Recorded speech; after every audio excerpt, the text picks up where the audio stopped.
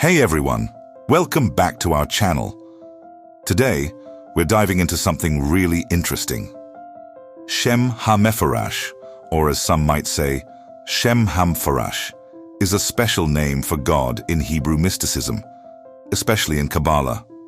It's pretty fascinating, right? Originally, it denoted the Tetragrammaton, the four-letter name Veh-Heh-Vav. But in later Kabbalistic interpretations, it came to signify more complex divine names, including a 72-fold name. The term is also associated with magical texts and grimoires, such as Semiphoras and Shem Hamephorash, which contain invocations and lore connected. This is Shem Hamephorash. In the esoteric tradition, a Kabbalah is a set of teachings meant to explain the relationship between the finite and the infinite, the created and the creator. It's a body of knowledge concerned with the hidden aspects of reality. At its core are the 10 Sephirot, which emanate from and return to Ein Sof, the infinite, boundless God. These emanations are the building blocks of creation and correspond to various attributes and qualities of the divine. They're often depicted as a tree with 10 spheres or nodes connected by pathways. Each sephira represents a different level of consciousness or a different aspect of the divine. Together, they form a kind of ladder or stairway to heaven, a map of the spiritual realm, and they also serve as a model for the human soul, which is said to have the same 10 attributes or sephiro. A grimoire is a textbook of magic. The word comes from the Greek word for ghosts, and demons are said to be spirits that can be summoned and controlled by those who know how. Grimoires typically contain instructions for performing rituals, casting spells, and making magical objects. They often include lists of demons and their names, as well as instructions for summoning them. Some famous grimoires include the Key of Solomon, the Lesser Key of Solomon, and the Grand Grimoire. A semiphoras is a magical object that is used to contain and control elemental beings known as elementals. A semiphoras is typically a crystal or other object that has been charged with magical energy, and it can be used to attract, repel, or control elementals.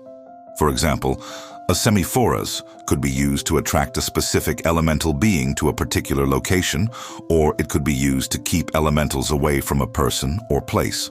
The divine name is a term used in Abrahamic religions to refer to the name of God. The divine name is believed to be a powerful, even sacred name that can be used to invoke God's presence or power. In Judaism, the divine name is traditionally said to be Veh-Heh-Vav, the four-lettered name that is also known as the Tetragrammaton.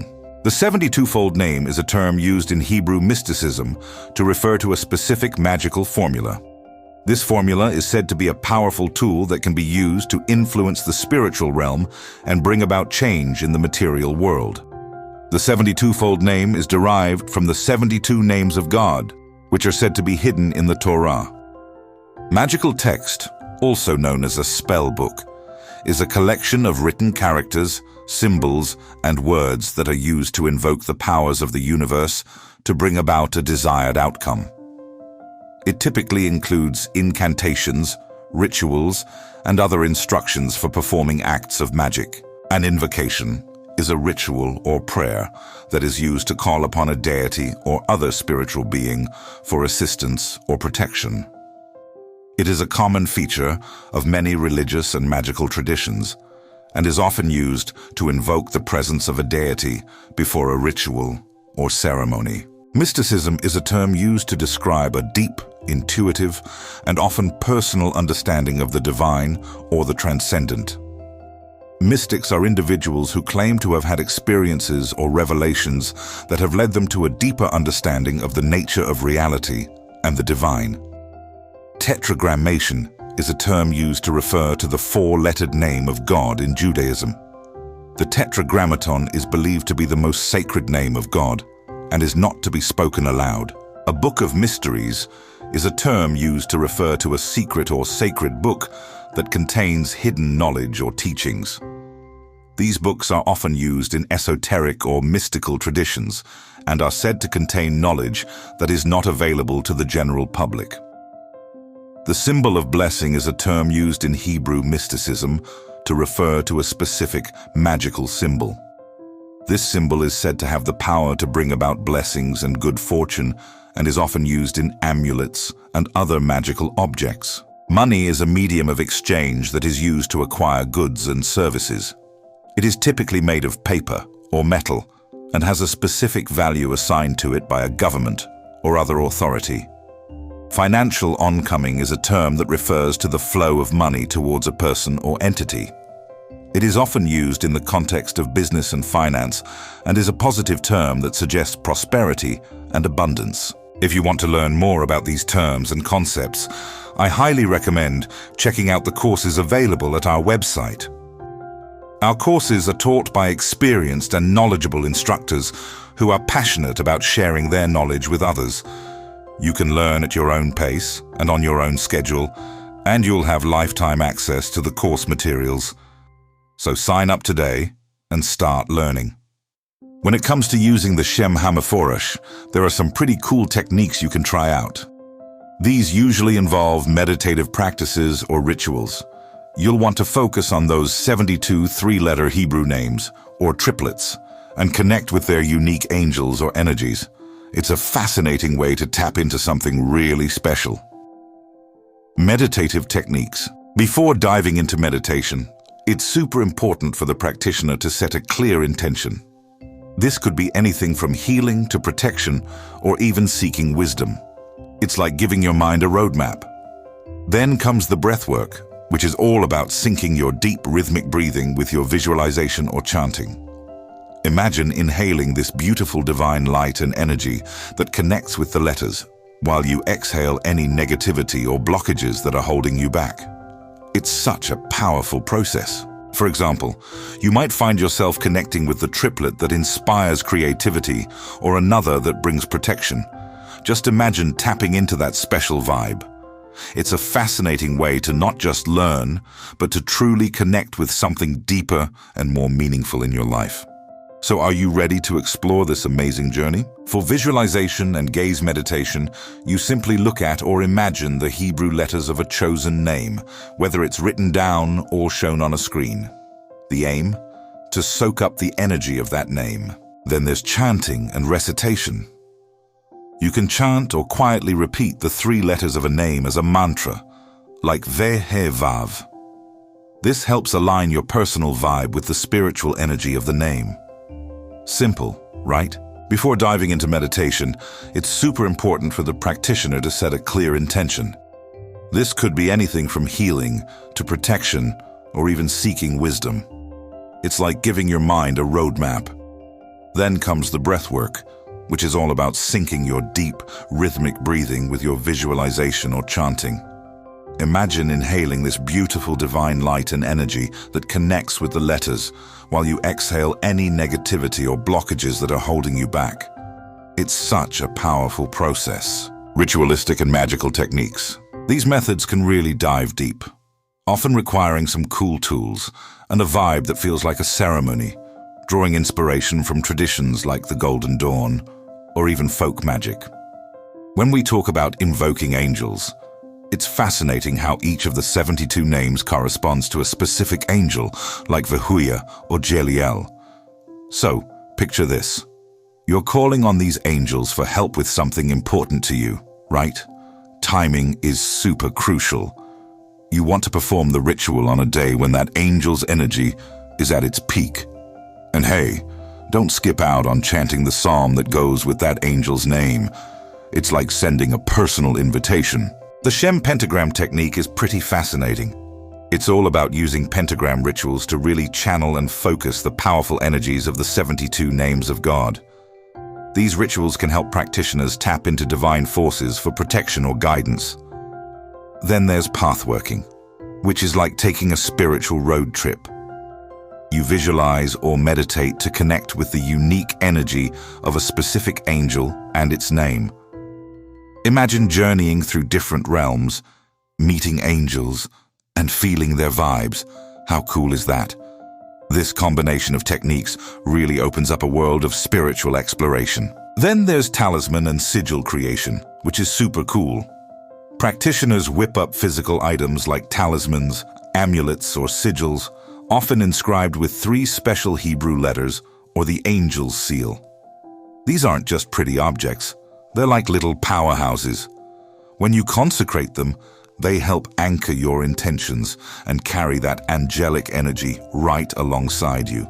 It's like having a personal cheerleader in your pocket, ready to support you on your journey.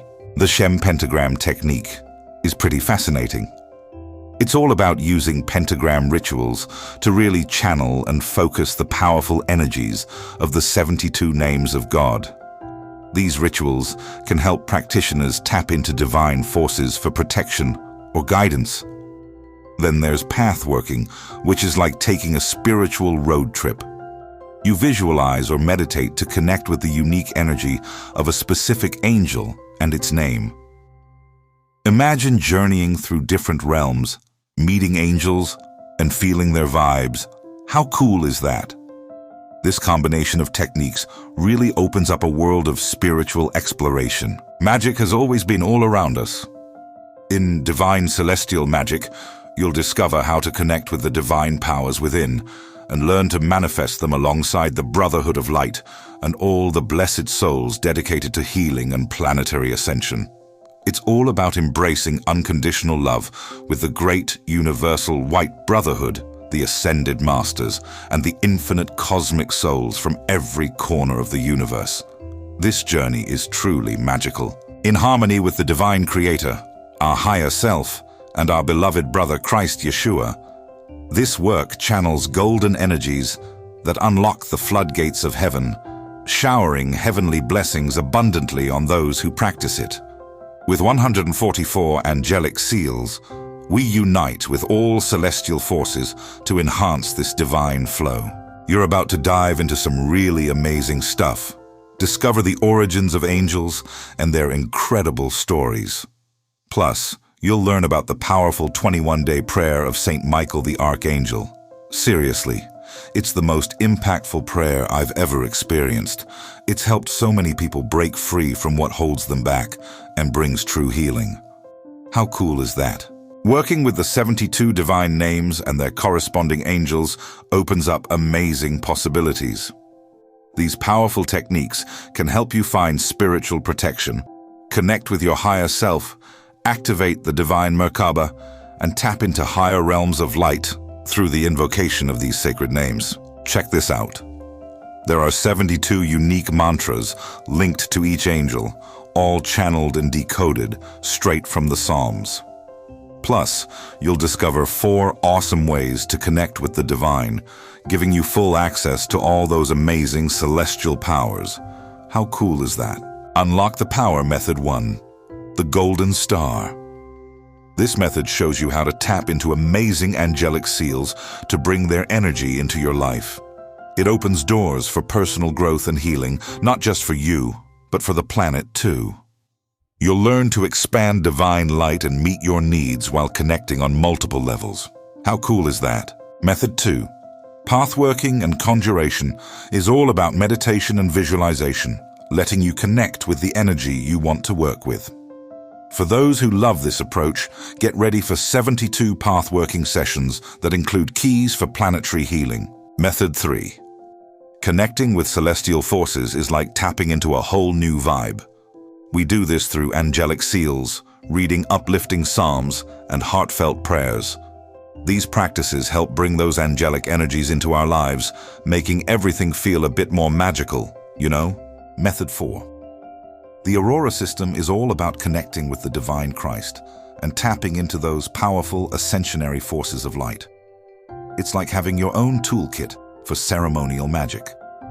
Imagine being able to call on celestial powers to bring real change and magic into your life. This system isn't just about rituals. It's about creating a vibrant, personal connection with the universe. You can visualize your intentions and see them manifest in your everyday experiences. How cool is that? It's all about empowerment and making the mystical work for you. Hey everyone, I'm here to talk about Shem Hamephorash, so if you want to learn more about this topic, you've come to the right place. Now before we get into the nitty-gritty, I just want to say that there are different theories and ideas out there about what exactly the Shem Hamephorash is. So I'm going to share with you the one that I find most interesting, and also the one that I think is most likely to be accurate. Okay, so let's dive in. The Shem Hamephorash is a term that appears in Jewish mysticism, specifically Kabbalah. It's derived from the Hebrew word Shem, meaning name, and Mephorash, meaning explained or revealed. So put together, it means explained name or revealed name. In its most basic sense, the Shem Hamephorash referred to the Tetragrammaton, the four-letter name of God in Hebrew, YHWH. This name was considered too sacred to be spoken aloud and was only spoken by the high priest once a year during the Day of Atonement. However, as Kabbalistic ideas developed, the term came to denote more complex divine names, such as the 72-fold name of God. The 72-fold name is a sequence of 72 names or attributes of God derived from the 72 three-letter combinations of the Hebrew letters. Each of these names is associated with a particular divine emanation, power, or attribute, and is believed to have unique mystical properties. The Shem Hamephorash is also associated with magical texts, such as the Semiphoras and the Shem Hamephorash, which contain invocations and lore connected to the 72 names. These texts were likely compiled during the 13th and 14th centuries in Spain, and they became popular in the 18th century when magic was experiencing a revival. The grimoire tradition continued to develop, and the Shem Hamephorash found its way into various magical systems, often used as a way to invoke the power of the divine for various purposes. Now, in modern times, the Shem Hamephorash is still invoked by some magical practitioners, and it continues to be a subject of interest in the fields of Kabbalah and Hebrew mysticism. There are also various books and articles written about it. So, that's a quick overview of the Shem Hamephorash. It's a fascinating topic, and I encourage you to do your own research and explore it further if you're interested. And if you like this video, please don't forget to leave a like and subscribe. Thanks for watching. So the name is Ko Shin Hok Ladush,